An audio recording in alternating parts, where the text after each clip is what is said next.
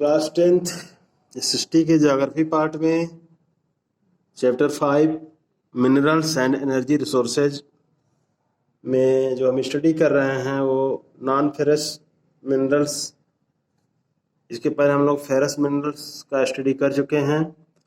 Ferrous minerals के अंतर्गत iron और एंड मैग्नीज का स्टडी कर चुके हैं।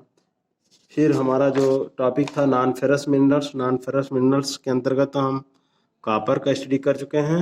आज के वीडियो में हम बॉक्साइट का डिटेल्स स्टडी करेंगे। तो देखें, तो सेवरल ओर्स कंटेन एल्युमिनियम। तो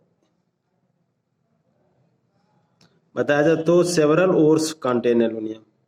यद्यपि अनेक अयस्कों में जो सेवरल ओर्स हैं, अनेक जो अयस्क हैं, सभी में क्या पाया जाता है? कंटेन एल्युमिनियम पाया जाता है। It is from bauxite a clay-like substance that alumina and later aluminum is obtained। यद्यप आप देखें तो अनेक अयस्कों में जो है एल्युमिनियम पाया जाता है, किंतु सबसे अधिक अगर आप देखें सबसे अधिक एल्यूमिना क्ले, सबसे अधिक आप देखें तो एल्यूमिना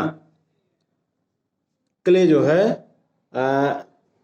क्ले यानी कि आप देख सकते हैं एल्यूमिना क्ले जैसे दिखने वाले पदार्थ बॉक्साइट से प्राप्त किया जा सकता है। कहने का अभिप्राय है सभी अयस्कों में एल्यूमिनियम पाया जाता है, लेकिन सबसे अधिक एल्यूमिनियम किसमें पाया जाता है? बॉक्साइट में पाया जाता है। Bauxite deposits are formed by the bauxite deposits आप देखें are formed by the decomposition of a wide variety of rocks rich in aluminium silicates।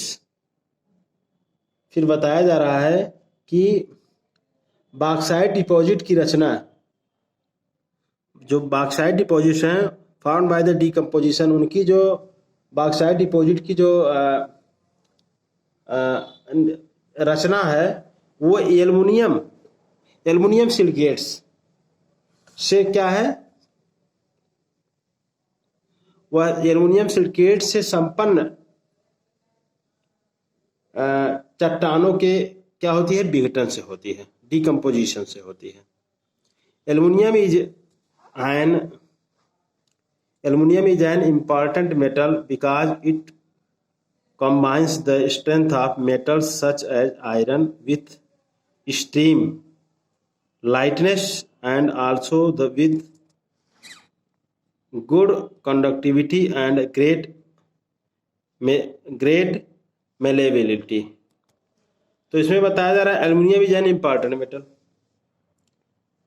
Aluminium क्या है? एक महत्वपूर्ण धातु है, महत्वपूर्ण इंपॉर्टेंट मेटल है, महत्वपूर्ण धातु है। Because it combines the strength of metals such A iron. महत्वपूर्ण धातु क्योंकि यह आयरन जैसे शक्ति के साथ साथ अत्यधिक हल्का होती है। क्यों यह इंपॉर्टेंट? क्योंकि यह combines the strength of metals such as iron. Iron जैसे शक्ति के साथ साथ, जैसे आयरन में जितनी पावर्स होती है उसी तरह इसमें भी शक्ति होती है, और इसके साथ साथ यह क्या होती है? Steam lightness and also with good conductivity and generate mobility. इसके साथ साथ यह क्या होती है? हल्की होती है और सुचालक भी होती है, और इसमें अत्यधिक क्या पाई जाती है? मेलेबिलिटी भी पाई जाती है, धातु वर्धता भी पाई जाती है। India's bauxite deposits are mainly found in the Amarkantak Plateau, तो in Maikal hills and plateau regions of Bilaspur Katni. तो इंडियाज बॉक्साइट डिपॉजिट, भारत में जो बॉक्साइट के डिपॉजिट्स है, भारत में जो बॉक्साइट का निक्षेप है वह आप देखेंगे अमरकंटक प्लेटो, अमरकंटक पठार, मैकाल की पहाड़ियों, Maikal hills and plateau regions of Bilaspur Katni, और बिलासपुर कटनी के पठारी प्रदेशों में पाई जाती है। फिर आप देखेंगे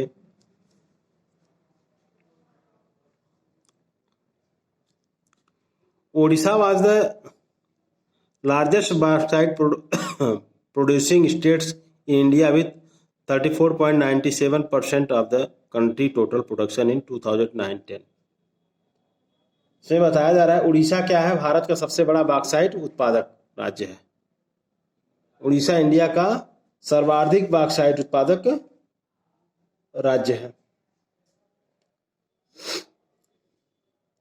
तो इसमें जो ये दिया है दरअसल 2000, इसमें भी डाटा थोड़ा आपको चेंज करना पड़ेगा। तो देखेंगे 2000, ये जो 9-10 दिया है तो आप देखेंगे 2016 और 17 में ओडिशा ओडिशा का जो टोटल प्रोडक्शन रहा है वो लगभग 49% रहा है इंडिया का। इंडिया का कितना रहा है आप देखेंगे 2016-17 में उड़ीसा पूरे भारत का अकेले 49%, 49% बॉक्साइट का प्रोडक्शन करता है। तो ये जो दिया है ये डाटे 2009-10 के हैं। तो 9-10 का ना देख करके हम लेटेस्ट देखेंगे 2016-17 में उड़ीसा इंडिया का 49% बॉक्साइट उत्पादन किया। तो bauxite deposit in the state. फिर आगे बढ़ते हैं।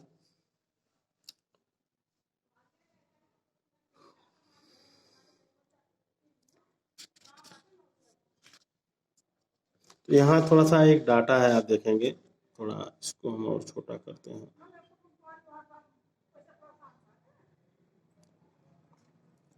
देखें ये है प्रोडक्शन, सॉरी ये कॉपर शोइंग है। वो एक मिनट, हाँ तो बॉक्साइट का प्रोडक्शन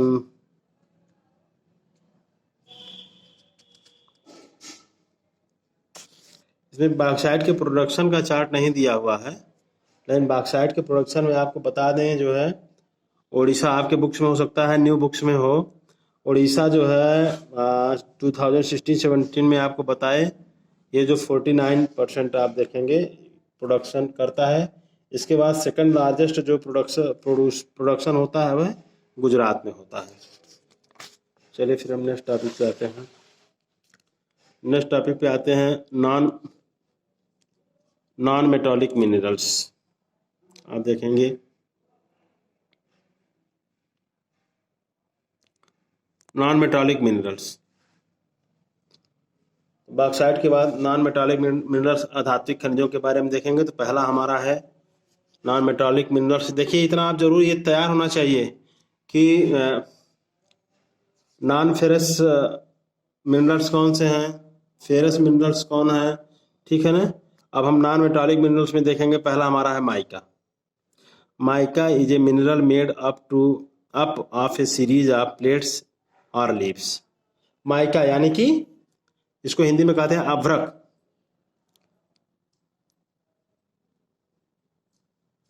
अभ्रक mica is a mineral made up of A series of plates और लीव्स। अभ्रक क्या है? अभ्रक एक ऐसा खनिज है जो प्लेटों में पाया जाता है। प्लेटों या आप कह सकते हैं प्लेट्स और लीव्स और प्लेटों के पत्रण क्रम में, मतलब चदरों के रूप में माइका पाया जाता है। It splits easily into thin sheets. इसका जो है चादरों में विभाजन क्या है, वो स्प्लिट्स जो है चादरों में इसकी स्प्लिट आसानी से हो सकता है, इसका चादरों में विभाजन आसानी से हो सकता है। These sheets can be so thin that a thousands can be layered into a mica sheet of a few centimeters high। फिर बताया जा रहा है कि ये परतें, जो माइका की जो परतें हैं, लेयर्स हैं, वो इतनी पतली होती हैं या इतनी महीन हो सकती हैं कि इसकी 1000 परतें, कि इसकी आप देखेंगे दैट ये थाउजेंड्स कैन बी लेयर्ड, इसकी लगभग 1000 परतें mica sheets of a few centimetres high, कुछ सेंटीमीटर की ऊंचाई में समाहित हो सकती हैं। Mica can be clear, black, green, red, yellow और ब्राउन। अभ्रक जो होता है माइका में क्या होता है, कैन बी क्लियर, वह कैन बी क्लियर यानी कि वह पारदर्शी हो सकता है, ब्लैक हो सकता है, ग्रीन हो सकता है, रेड येलो हो सकता है, ठीक है ना, या ब्राउन हो सकता है। Due to its excellent dielectric strength, low power loss factor, insulating properties and resistance to high voltage. फिर इसकी विशेषता के बारे में बताया जा रहा है माइका के बारे में कि देखेंगे आप, due to its excellent dielectric strength, इसकी सर्वोच्च जो है परावैद्युत शक्ति आप देख सकते हैं, डी इसकी जो है सर्वोच्च क्या है, परावैद्युत शक्ति। इसके अलावा लो पावर लॉस फैक्टर, लो पावर लॉस फैक्टर मतलब ऊर्जा ह्रास का निम्न गुणांक, इंसुलेटिंग प्रॉपर्टीज मतलब इंसुलेटिंग के गुण, and resistance to high voltage, और उच्च वोल्टेज की प्रतिरोधकता, रेसिस्टेंस टू हाई वोल्टेज उच्च वोल्टेज की प्रतिरोधकता। Mica is one of the most indispensable minerals used in electric and electronic industries. तो ये जो विशेषताएं आपको बताया गया, इनके कारण क्या है, माइका विद्युत एवं इलेक्ट्रॉनिक उद्योगों में, इलेक्ट्रिक एंड इलेक्ट्रॉनिक्स इंडस्ट्रीज में आप देखेंगे इंडस्ट्रीज में प्रयुक्त होने वाले महत्वपूर्ण खनिजों में से एक है।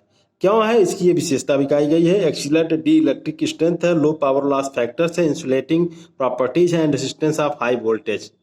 इसके कारण आप इलेक्ट्रिक और इलेक्ट्रॉनिक इंडस्ट्रीज में देखेंगे माइका जो है एक महत्वपूर्ण जो है नॉन मेटालिक मिनरल्स है इन उद्योगों के लिए। माइका देखेंगे फिर आगे industries, mica deposits are found in the northern edge of the Chota Nagpur plateau, Koderma, Gaya, Hazaribagh belt of Jharkhand is the leading producer. Mica deposits are found in the northern edge. Mica का जो deposit है, जो माइका का निक्षेप है अभ्रक का, वह आप देखेंगे northern edge of the Chota Nagpur प्लेटो के उत्तरी भाग में, छोटा नागपुर प्लेटो के उत्तरी पार्ट में, कोडरमा, गया, हजारीबाग बेल्ट। इसके अलावा आप देखेंगे बिहार और Jharkhand is the leading producer.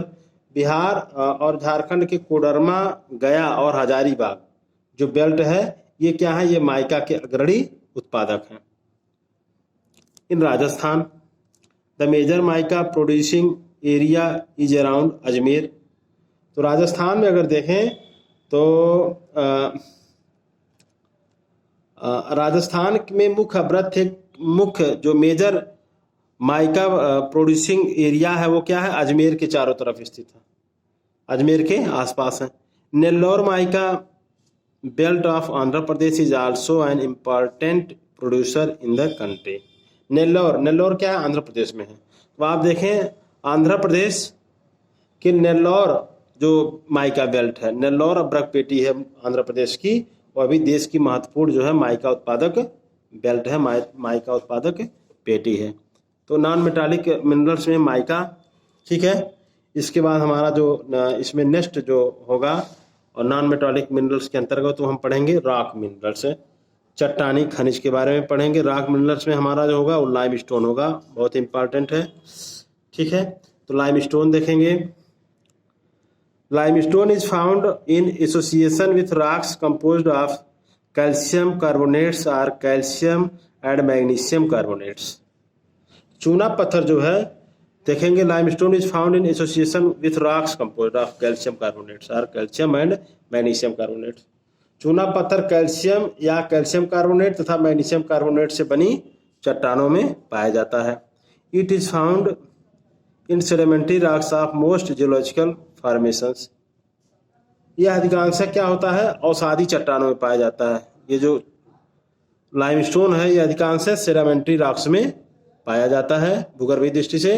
Limestone is the basic raw material for the cement industry and essential for smelting iron और in the blast furnace.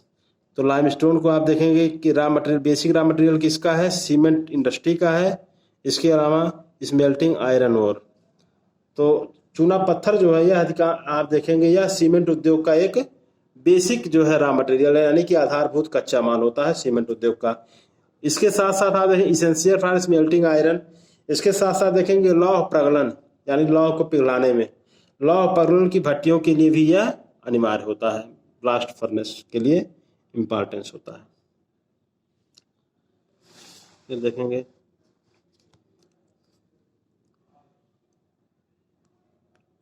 Structure safety regulations and implementation of environmental laws are essential to prevent mining from becoming a killer industry। फिर बताया जा रहा है कि